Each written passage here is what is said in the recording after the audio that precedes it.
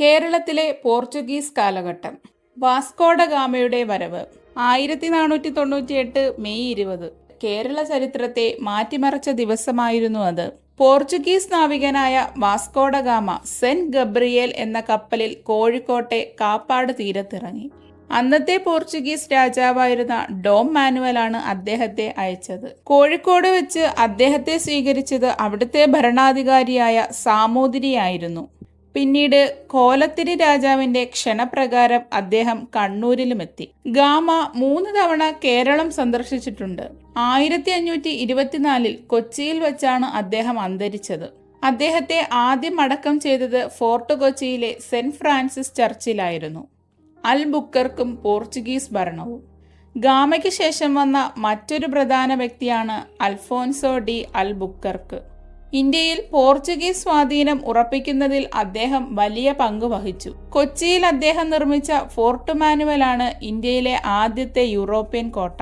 1505 Francisco de Almeida പോർച്ചുഗീസുകാരുടെ ആദ്യ വൈസ്രോയിയായി നിയമിതനായി. രണ്ടാമത്തെ പര്യവേക്ഷണം നയിച്ചത് പെട്രോ അൽവാരസ് കബ്രോൾ ആയിരുന്നു. കുഞ്ഞാലി മരക്കാർമാരുടെ ചെറുത്തുനിൽപ്പ്. എന്നാൽ പോർച്ചുഗീസുകാർക്ക് കേരളത്തിൽ വലിയ എതിർപ്പുകളും നേരിടേണ്ടി വന്നു. സാമൂതിരിയുടെ നാവികപ്പടയുടെ തലവന്മാരായ കുഞ്ഞാലി മരക്കാന്മാർ അവരെ ശക്തമായി എതിർത്തു. ഹിറ്റ് ആൻഡ് റൺ എന്ന തന്ത്രമായിരുന്നു അവർ ഉപയോഗിച്ചിരുന്നത്. ഇതിൽ 4ാമത്തെ കുഞ്ഞാലി മരക്കാരെ 1600 ഗോവയിൽ വെച്ച് പോർച്ചുഗീസുകാർ വധിച്ചു. പോർച്ചുഗീസ് സ്വാധീനം. പോർച്ചുഗീസുകാർ നമുക്ക് സമ്മാനിച്ചത് വെറും കോട്ടകൾ മാത്രമല്ല. ഇന്ന് നമ്മൾ ഉപയോഗിക്കുന്ന പല കാർഷിക ഉൽപ്പന്നങ്ങളും അവർ കൊണ്ടുവന്നതാണ്. കശുവണ്ടി, പുകയില, സീതപ്പഴം, പേരയ്ക്ക, പൈനാപ്പിൾ, പപ്പായ എന്നിവ അതിൽ ചിലത് മാത്രം. കൂടാതെ ബംഗ്ലാവ് മാതൃകയിലുള്ള വീടുകളും പ്രശസ്തമായ ചവിട്ടുനാടകം എന്ന കലാരൂപവും കേരളത്തിന് പരിചയപ്പെടുത്തിയത് ഇവരാണ്.